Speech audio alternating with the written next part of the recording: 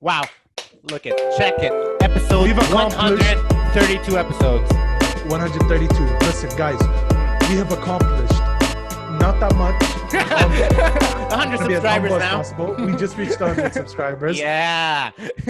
But we're talking to a woman, Mhm.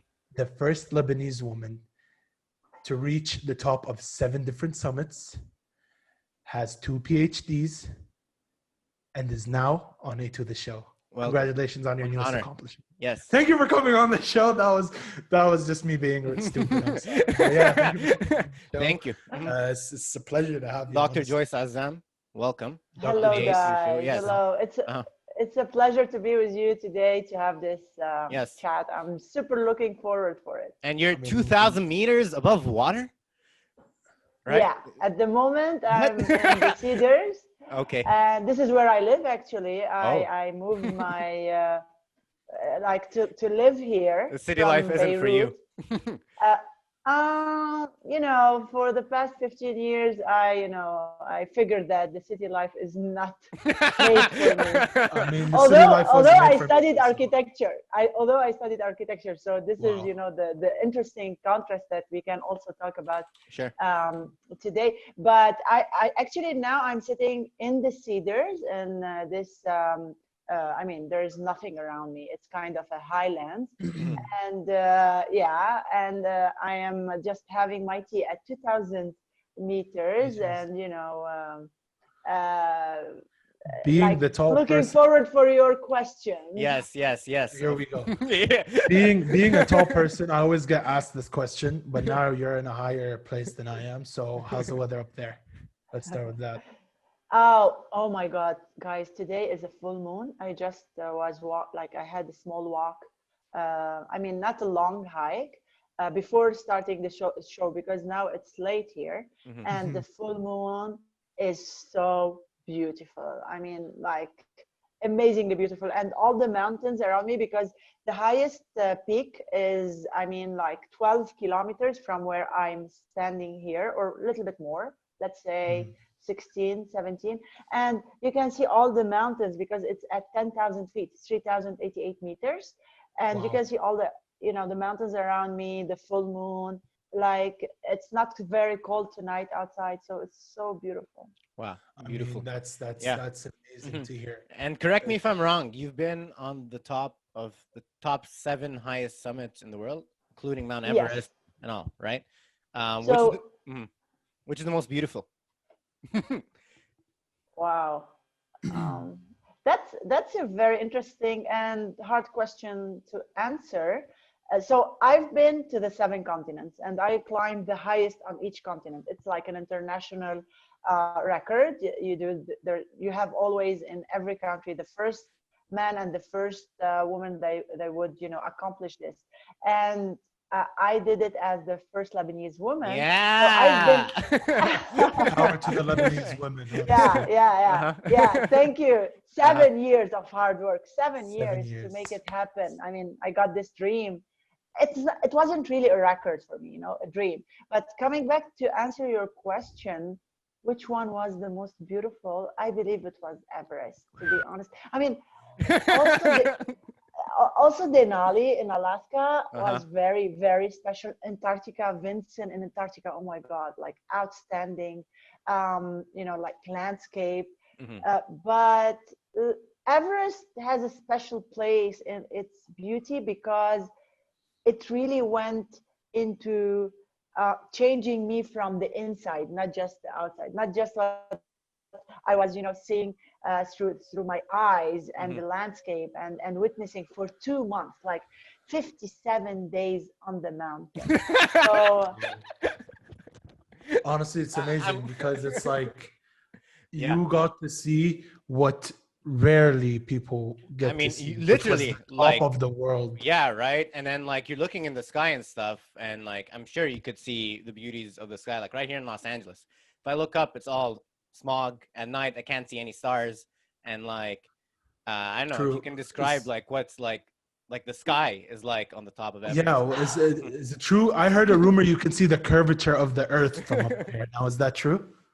I couldn't really see it, but yeah, I mean, you see the infinite, like there is no limit Wow. from there, from the top of the world. But I mean, I remember I have a very fresh memory of every step that night. When I reached the summit ridge, so I was at around 8,800, 700 meters. I'm like the last push to get to the top of the world, the last push to get to, like Mm-hmm. make my dream of 7 years reality. So I Amazing. remember very well. It was around like maybe 4 5 a.m. and I was there on the summit ridge, like it's like the highest ridge in the whole world. And I remember the light started, like the sky from the dark blue to the lighter blue, and the stars in the sky. Wow. I was, putting one step after the other, and I'm like saying, Joyce, look where are, like, enjoy the scenery, enjoy this beautiful landscape around you. I remember this like really vividly, in my visual, I don't know what you're gonna call it, visual brain. Yeah. and Yeah.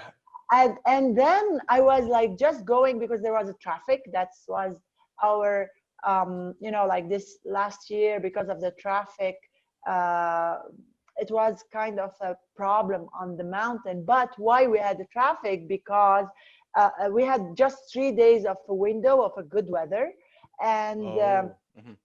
and usually, like in 2018, the mountaineers had around 2 weeks, 10 days of really good weather. So they divided themselves to these 10 days, so we didn't feel the traffic really. But this year we had just 3 days, and Mm-hmm. all the mountaineers are really like waiting for, like Yeah. 6 7 weeks there on acclimatizing, going up and down between all these camps, and staying at the Everest base camp. So you are really like, you want to just go and attempt your summit, right? Mm-hmm. This is why the mountaineers had to divide themselves on three. I mean, through the guides for sure they do that, and on 3 days. But other than the traffic, I remember getting to the summit and I didn't believe it. Like, like this is it. I remember This this is it. Yeah, you're on reaction. Yeah. top. When you work so hard to make a dream reality, when you get there, there's this second, like, your brain didn't get, like, Yeah. Just doesn't get it. you're Like, trying to, get like, Process it. accept the fact that you've reached it. You're there. Mm-hmm. yes, It's I mean, amazing. yes. And for sure, I was like so happy. You can see my picture raising the Lebanese flag with big smile. I took off my oxygen mask. I didn't care.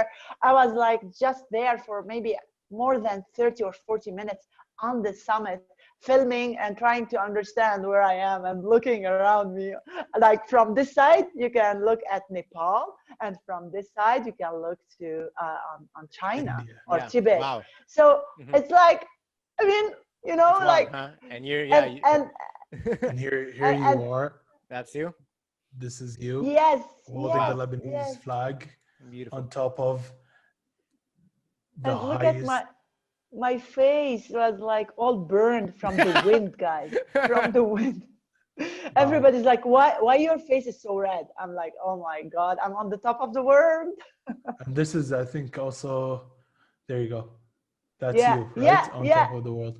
And yeah. wow, No, you can see like the sky is like, it was Clear. so beautiful. Mm-hmm. Like we had a beautiful weather. Like the mountain was so gentle with us, like Mm-hmm. Everest, she was very kind with us that day. And there was no like high winds. For sure there was wind, and it was minus 45. My Yikes. hair was all like frozen. But Mm-hmm. still, like, in comparison with other summit days, it was really like a good day for us. What are you unreal. wearing in here? That keeps you Which warm? are What's it? Yeah, what's it for? Like the suit you're Oh, wearing? I'm Yeah. I'm wearing like down like suit, Uh-huh. and it's like a full one, it's a one suit, a and it's very jumpsuit. heavy. It's Mm-hmm. it's like a It's heavy, huh? jumpsuit. Yeah. It's very heavy, and I mean also Oxygen? it really protects you from the cold, and oxygen for sure, like oxygen mask on my face. That was tricky because it was the first time I would use it, and I started using it 2 days before the summit, so I was kind of nervous about it, to be honest. But it went well. It went well, and I took it. I took it off to take a picture, and then I forgot it. Like I forgot that I wasn't like. I mean, I'm in. I mean, I am standing in the thin air. There's like only 20% of oxygen in this, level or less. You can, I mean, don't take the 20% exactly. It can be different. Yeah, I'm a researcher. 18 to I'm a 22. researcher. I respect percentages. You remember? Yeah. So, We'll just give it a range, 18 to 22, somewhere around there. maybe less, maybe less, maybe less. Wow. But Okay. So how do you take it off and breathe? yeah, that's the thing I don't understand till the moment. It's a question that I ask myself, like, maybe because I was so happy, maybe because I was just, I don't know. I don't know. Is it mental? Is it? I don't know. What is it? I can kind of explain it to you. It's because when you're that excited, which, let's be honest, you were very excited of being on top of the world on Mount Everest. For sure. Sympathetic nerves kick in. Basically, your lungs expand, double the air intake that you already do. So that's why you were able to breathe. It felt like you were breathing normally, but if you breathe the same way there back here, you would hyperventilate, basically. Interesting. Yeah. So that's probably what happened. Wow. Don't quote me on that. I mean, there are also people that probably live on the Tibetan mountains and that high, and they don't wear masks, right? Yeah, but the thing is, with these people, you see that their nose are like shaped differently, wider, shorter, just to take in more air, which I'm sure you've seen the Tibetan people, and did I describe them right? Sure. Totally. Yeah. But I mean, guys, we are talking about 8,848 meters. I mean, nobody can even live there or stay more than, I mean, half an hour, 40 minutes, an hour would be like a lot on the top of the world. I was from, the lucky ones who would stay more than 5 minutes. Usually, the mountaineer, like the climbers would arrive, take a picture, and just get down, but I was just turning around, and I remember my guide was like turning around me, is like, Joyce, it's time to get down. It's like, 1 more minute, please. I don't want to go. Well, yeah. I don't want to go. This was the last mountain you were climbing of the 7 summits, right? Yeah. I was, like the 7 out of the 7 is like, it's completing a circle of hard work and hustling and working on sponsoring the project and pitching and preparing presentations and doing interviews and working on the marketing plan, and I've done it all. You know, yeah. I'm the manager of my project too. Nice. And I had to really learn a lot about marketing and stuff, and it's crazy, but it was really also, I mean, I'm curious. I'm a curious person, so I really love that part.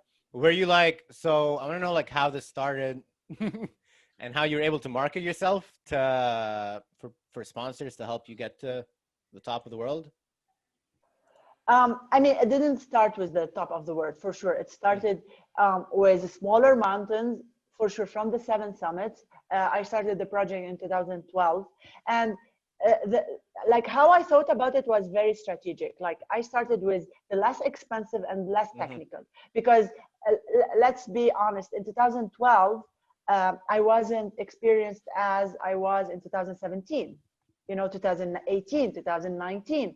And the difference is the amount of experience and the depth of experience I gained from climbing mountains. I climbed around until now 29 mountains around the world, and some of them twice or 3 times. Like the Mont Blanc 3 times, Ararat in Turkey 2 times, Kilimanjaro twice also. So it's really about the depth of your experience. So how I started to attack, I love to say attack. I feel like a warrior. Yeah. I feel like a warrior, trust me. This is the feeling I feel from inside. And I believe it's kind of a war I create inside of my head. It's not that I want to go and kill them, but I want to go and win this pitch, like this is the battle I created, and I want to win it. And when you put yourself in that game, in that mindset, you just want to go and win. It's not like winning that person, but it's because of the game, Yeah, winning the game, winning yourself, proving to yourself that you can do it also. So since we're talking about it from a philosophical aspect, reaching the top of Mount Everest, what was better, the journey or the destination? Oh my God, that's a beautiful question. And thank you. If you ask me, I mean, you can take it as a compliment, but what I'm gonna say now is very personal. Okay. And I would love to share it with you guys. And maybe it's the first time I share it publicly. Maybe I shared it with a few friends, because it was a very deep experience I had to go through after climbing Everest and after reaching the top of the world and after, like achieving the 7 summits. Like I completed a dream. And after completing this big dream, 7 years, and I'm fighting, and like my mindset of the warrior, and then doing it, and I finished. I climbed the mountain on 23rd of May 2019. June, July was all interviews and honor. I was honored by this association, and I was getting trophies. I was like everybody would say, oh, like you did it, and I was like, what did I do? Like I started like. After July, the idea of I finished, like I did the project, started fading, and I started forgetting that, yes, Joyce, you finished the 7 summits. And what was happening was I was going into sliding into depression. And, like I went into therapy after that, and they call it kind of, the baby blues, but the mountain blues. And mountain blues, withdrawal. And like, when I talk about Everest as the journey or the destination, after really months of working around this, and for sure I pulled myself out of the depression. I got back on my feet after like 6 months. It took me 6 months, and everybody was looking at me as the champion, as the one who did it, as like the achiever. But in deep of myself, I wasn't understanding this big gift or this big dream that I made reality, and I didn't know how to deal with it. And the problem was that I defined myself by Everest. And when you take a big project, a big, I don't know, like you are like anything you are dreaming for, big achievement, and you define yourself by it, it will just take you down with it. I see. So, but when you see it as a journey, when you see it part of your journey, and like, okay, I had the first stop on, Elbrus, in like the highest in Europe, and then went to Carsten's Pyramid, the highest in Oceania, and then went to Kilimanjaro, the highest in Africa, Aconcagua, the highest in South America, and then Denali, the highest in Alaska and North America, and then like Vincent, the highest in Antarctica, and boom, Everest, the top of the world, the highest in Asia. I took myself on a journey around the world, right? Like you did, and finishing it was like, oh my God, like I have nothing to do more. So I really went in a very real and deep depression. But today, like looking back, Everest taught me the most important lesson. It's not about the destination truly. It's about the journey. Wow. And there you have the answer. There you have it.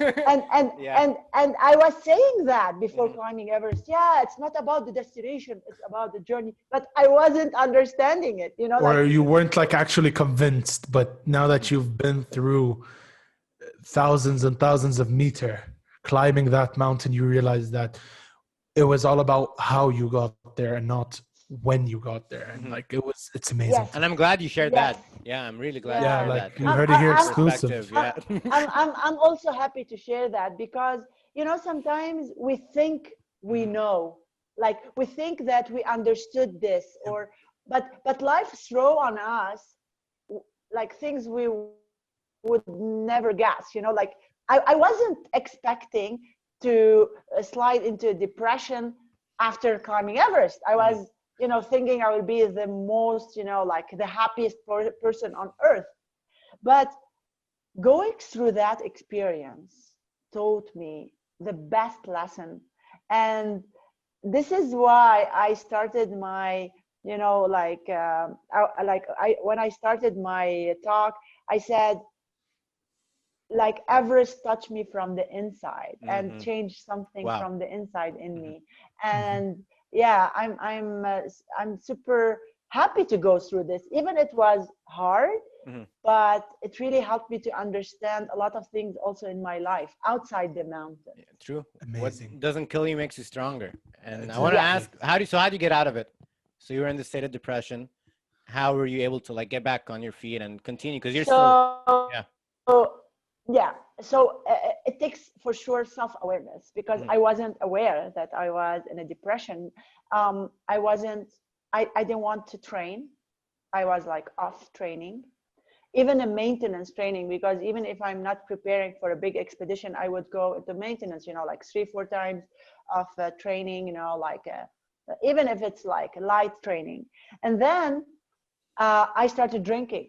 Like I really wanted to party because, I mean, I will, take you in a very fast, how to say, a trip into my shoes.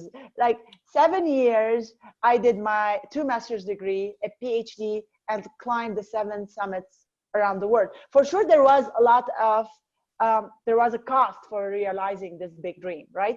What the cost was, like my social life wasn't that very let's say You couldn't wild. party all the time. Yeah, you couldn't party all the time. You were focused. No, I Yeah. couldn't drink all the time. Mhm. I couldn't. I mean, I'm not a big drinker, but I would love to go, on a weekend or on Friday Mhm. night with my friends. And so it was more limited and limited and limited because I had a lot of responsibilities. I had a disciplined life. So this was good. But also sometimes when you go to the extreme, it can create, some I mean, I really wanted to party. I really wanted to drink a little bit. I wanted to eat whatever I want. I Sure. Right. wanted Wow. not Uh-huh. to be I mean, more specific about my healthy diet. I wanted Mhm. to eat chips. I wanted to eat hamburgers. I wanted to eat pizza. No, so I mean, Yeah. it was. Mhm. So I went on this trip with my brother George, who is my coach, and we wanted to celebrate. So it was August 2019 after Everest, and the whole trip was in Spain. I was, like partying and eating and drinking. It was summer, and after that I continued not with really the drinking. I'm not of a big drinker, but with the eating. So Mhm. I gained 10 kilograms. I wasn't training, and it was, I mean, I'm a champion. Remember? Yeah. So yeah, a I mean, champion cannot obviously, be doing this. It's not Mhm. what people wait from you, or like they expect from you to be Mhm. more fit and more. So it was a very hard moment of shame, Mhm. right? Like it oof, was between Joyce and Joyce. Like this was the talk I was telling myself. So I after, like, it was August, September. I went I discovered that I gained 10 kilograms because I wasn't even aware, and I decided by end of December, by an advice from a friend. He said, visit a therapist, just talk to her, and I did. And this was, the moment where everything started to change in my life. I started to be more aware of what's happening with me, first because you need to understand what's happening with you.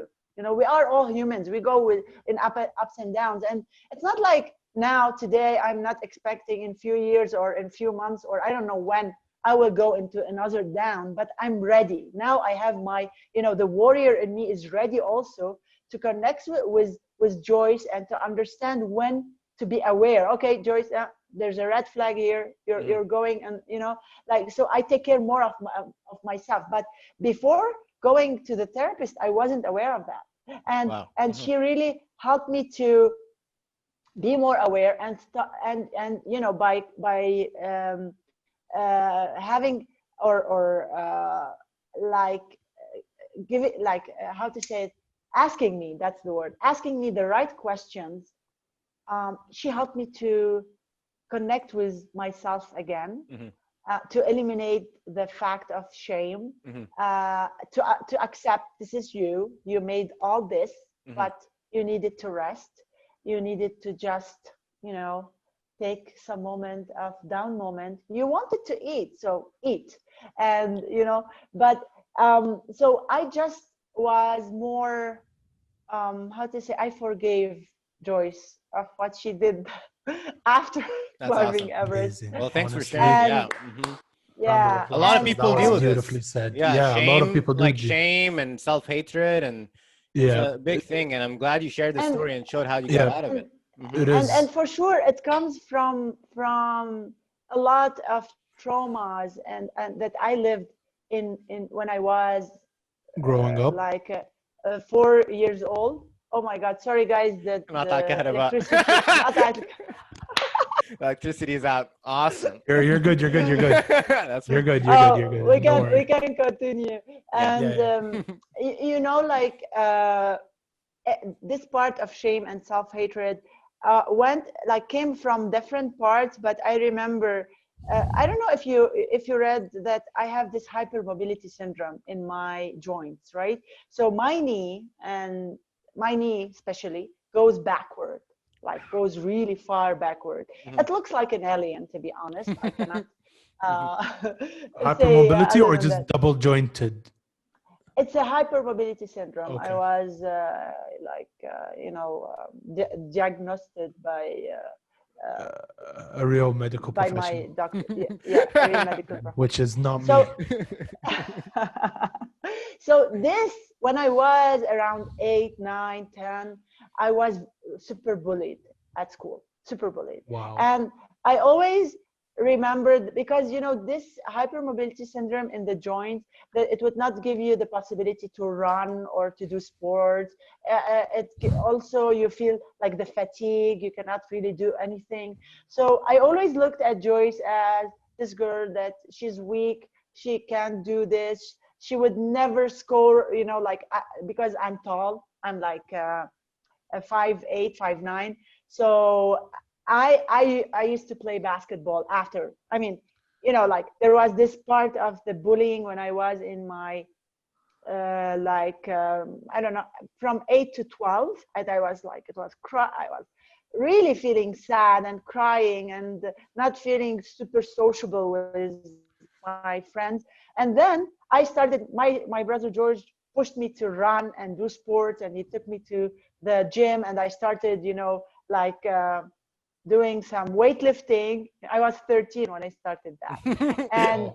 and really this helped me to have this disciplined Mhm. lifestyle with sports and the connection with sports. And here, guys, sports is just a healing magical thing that you incorporate in your life, even in a very smooth how to say like you should not do high intensity sports. It's not that. But you should move and have Mhm. this any sport that you like. It would change your life. I like mine. And then I was feeling better, more like a little bit more confident with Joyce, because now Joyce is stronger. She have stronger legs. She can not bend backward when she stand up. So the posture was always shameful for me, because I can't show you now, but when I would stand when I was younger, I would put all my knees backward and my shoulders, like towards. Forward. So Mhm. it looks really not nice, Mhm. and kids would laugh at me. So it was my shame, like my posture was equal to shame. So I Interesting. was stronger. I started playing basketball, and I started, But what I remember that I had never this confidence to score a point. Like I would steal the ball because I was a center in the team. I would steal the ball, and I was really good. Like I'm like tall, like, but I would never have the this confidence or the urge to just Shoot. like to Mhm. shoot it, you know. Mhm. And because I was like, no, no, no, I would never score it, so I would pass it to my friend and she would do it. She is the one who would score, not me. I could never get the goal done, you know. This was my mindset back then. I was a complete opposite because just like you, I'm very tall. I'm like 6'3", and I am overconfident. I can't score. I can't score for anything. Even if you pay me $1 million to do it, I can't score. But I was confident. I just did it because Mhm. it wasn't competitive. But obviously, with you, it was more competitive because you were in a team. Now, Yeah, here's what I want to say. Right, yeah, hearing your story, it's the classical version of "Look at me now." This is what I like to call it. A classic story of "Look at me now." Rough yeah, start at the beginning, but yeah. now, and I promise you this, I don't even need to say, oh, maybe every Lebanese woman looks up to you, which is Oh, something thank you, amazing. thank you. And I'm not even Lebanese, but I can say even every Arab woman looks up to you for conquering 7 summits, you know. And not only that, see, usually people they achieve their dreams and they stop. That's it. I reach my dream, I'm good, close the books, end of chapter. Yeah, That's it. You went on to be a child advocate or a child healthcare advocate. Correct me if I'm wrong. child Child protection protection, advocate. yes. I'm sorry, yeah. Child protection advocate. So, was your childhood the reason you decided to be so the bullying and all that stuff? That's what caused you, which is amazing, I have to say. For you to, after doing everything that you did, you started this like being a child protection advocate. Like, honestly, congratulations to you for being this amazing person right now. Thank you, thank you. Let's talk about child protection advocacy for a bit here. So tell me, what is it exactly that the child advocacy stands for?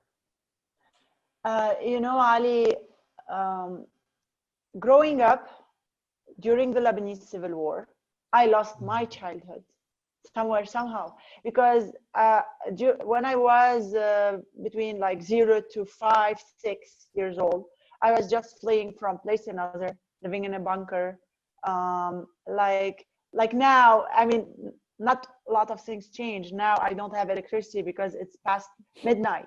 I mean, I forgot to, you know, tell you this, guys, but it's reality. This is Lebanon, and we're still, you know, carrying with this unstable lifestyle. But back then it was war, like the Lebanese civil war under bombs, and it was scary. And you know, like for sure, I have a lot of still healing from a lot of traumas I lived back then.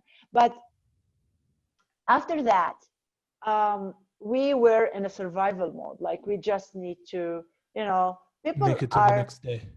recovering after this the war, and the war would just do interruption in your life, interruption between two generations, interruption in your like between you and your ancestors. It creates interruption between the culture, you know, and like it creates interruption in everything. And this hole, like the black hole, would not give you the opportunity or the possibility to dream, would not give you the possibility to have privileges, would Mm. not give you the possibility to, you know, like do anything other than, you know, like study, study, study, make money, money, money. And because of my gender as a girl, I had to get married, have kids, and that's it.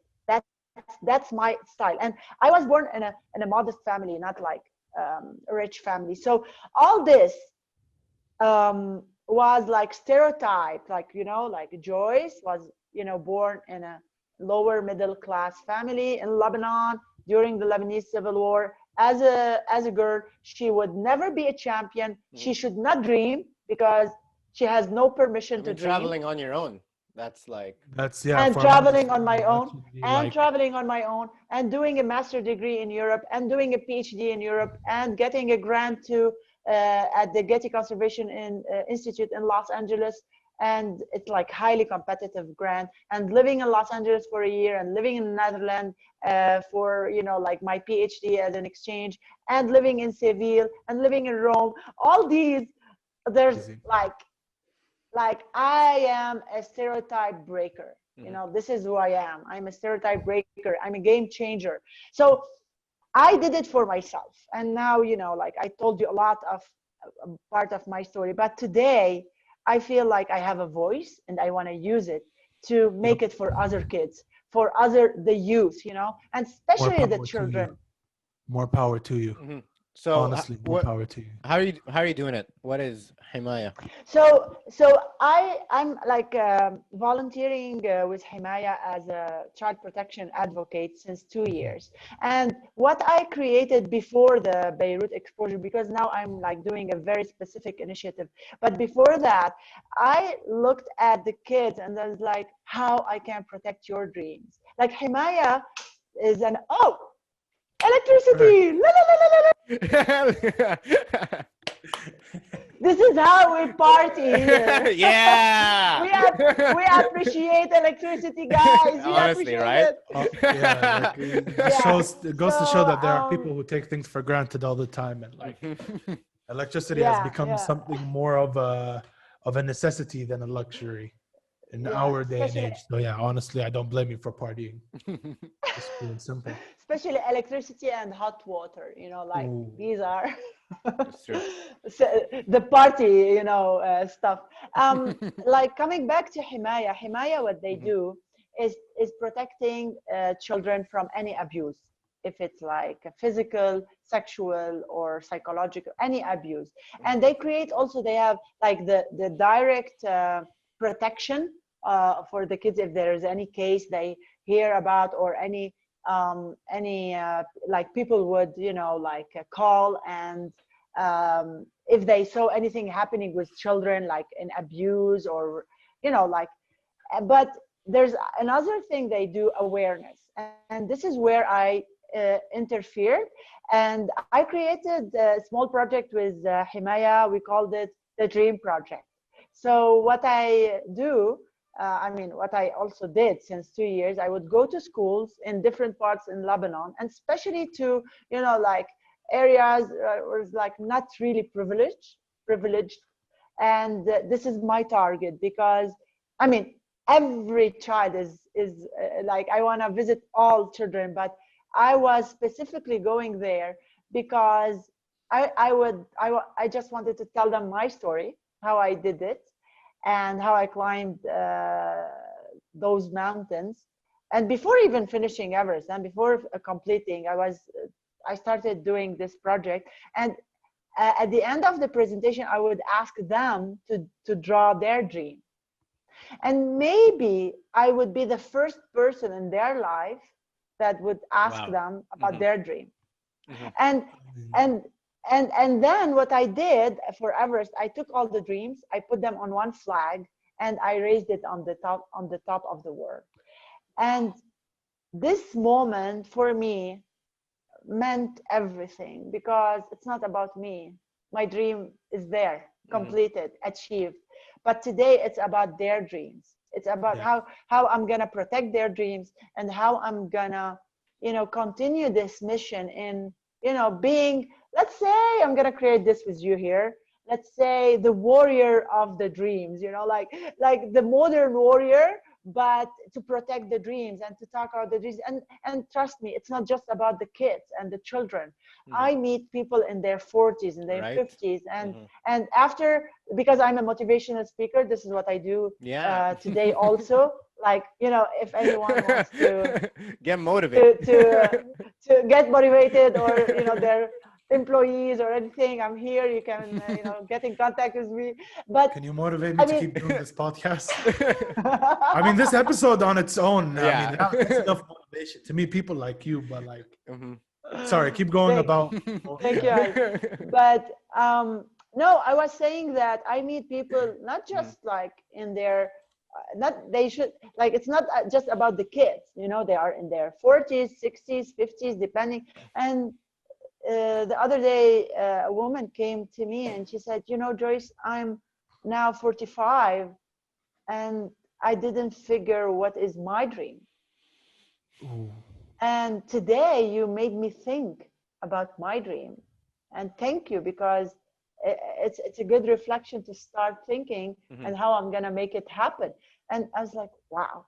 I mean, Wow. wow, you Yeah. know. Mhm. So, uh, I mean, I didn't decide to do this in my life. I didn't decide to become a motivation speaker. I mean, it just happened because of everything I did Mhm. before that.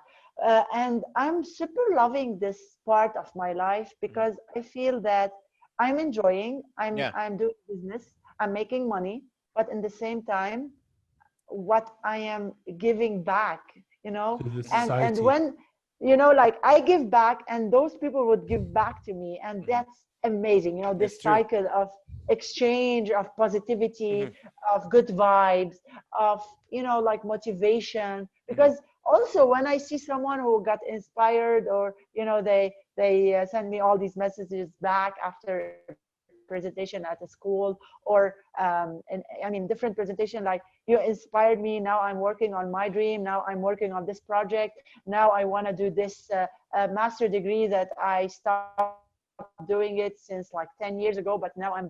Like, this is just awesome, you know, like Mhm. It's I It's amazing really to cannot, hear. cool. Mhm. I you mean, know, it you feels did it. So amazing. you did it, and you saw it, and you saw how it affected you, and you just want to share it with people. And Yep. I guess the Yeah, first part of that, of any like finding your dream, is thinking about your dream, maybe drawing your dream, visualizing your dream, and then yes, after that, you're like, I mean, you're almost there, right? You're one step closer to achieving them. So yeah, that's you help yeah. kickstart it. Yeah. That's it, visualizing, that's Mhm. it. Like Visualizing. Mhm. when you visualize, like I remember when I said I'm gonna climb the seven summits, I visualized them, like I'm doing it, like I saw myself on each of the highest summits, you know, of each continent, like the highest in each continent. I saw myself like climbing. But there's there's a very important thing when you dream big, and I'm telling you, dream big. Don't be, like, dare to dream big, and don't be scared, you know, like it's normal to feel nervous about dreaming big, because I always felt it. But take it as an excitement, you know, like, oh my god, I'm gonna climb the seven summits, you know, like this is how I thought about it. But what I did, I really deconstructed this big dream into phases, you know. And this is like the direction, or the, you know, like as if it's a recipe and there's ingredients in it, right? And here you need really to be strategic and visualize your dream in a way to plan it right, because sometimes it's so big and you get lost Mhm. in the details, and then you, like, you know, like you lose more than you would gain. So here, there, like, there's a recipe to make it happen, to make Okay. these things happen, right? And the recipe is, first, if Secret you recipe. have the secret recipe of choice. Oh, Mhm. exclusive Okay, here on Eat Edition. exclusive. Wait for it. um, I think it's, I mean, there's for sure ingredients and recipe. Mhm. But I will not go into, like, because there, it's a talk of around half an hour Mm. at Leave it to a later podcast, maybe with you again. Who knows? yeah, like we can just do a podcast about the recipe. But Mm. what I can say, guys, it's first, you have to visualize, like, I want to do this, this is where I see myself, and this is a moment you have to take with yourself. Like, nobody has to do with this decision you're gonna take and which dream you want to make reality. Okay, Mhm. it's your dream. It's, and every person is special and every person is unique. Believe in your uniqueness, trust me. Believe in your uniqueness, because nobody would see it. Only you can see it. Don't wait for others to tell you, oh, you are unique. You are unique. Just believe this and start going towards your dream first. Second, when you have your dream, like, visualized, you have to really deconstruct it into phases. For me, like seven summits, it was obvious, like seven Yeah. 7 projects, as if it was like 7 projects. And I worked for each mountain as if this is my dream, you know, like I would put all my energy there. Like, this is what I want to finish. Like, this is the plan. And I had like a plan with all like detailed schedule. This is where I'm gonna train. This is the mountain I'm gonna climb, you know, with all the details. But this, when I started the project, changed with time. You know, like I supposed to climb Everest in 2018. Then I climbed it in 2019. And there's other factors that would change the journey, let's say, towards your dream. And here you need to be flexible. Flexibility is a very important ingredient here. You need to be flexible. You need to adapt to what's happening around you, right? And I learned for sure adaptation from the mountains and from living a civil war in Lebanon, you know, on survival mode all the time. For sure, I learned adaptation, but you can include it in your life, and you can also train yourself to do this in your life. It's not about like just waiting for life to throw on you something and like you will learn. No, you can also train yourself for it. So this is here, it's very important to think that nobody can make your dream reality. It's not because you have a, you know, a nice smile or I mean, you did your master's degree, then your dream gonna become reality. No, it's hard work. It's a mindset to wake up every morning saying, today I'm gonna go 0.01% towards my dream. This Today little. I'm gonna take my first step towards my dream. Yes. Right? And That's what. yeah, and maybe it's not a first step, Ali. Maybe it's half a step. Maybe it's a quarter of a step. But take it. Go forward. You know. And here I call it the everyday courage. Like, trust me, when I was like 10 years ago, if you ask me, Joyce, you're gonna climb the 7 summits, you're gonna do like climb Everest and everything, I was like, me, no way. I mean I just started climbing some mountains in the Alps, you know, like I don't know. I mean, I'm so scared and I don't know. But today I would tell you, looking back, I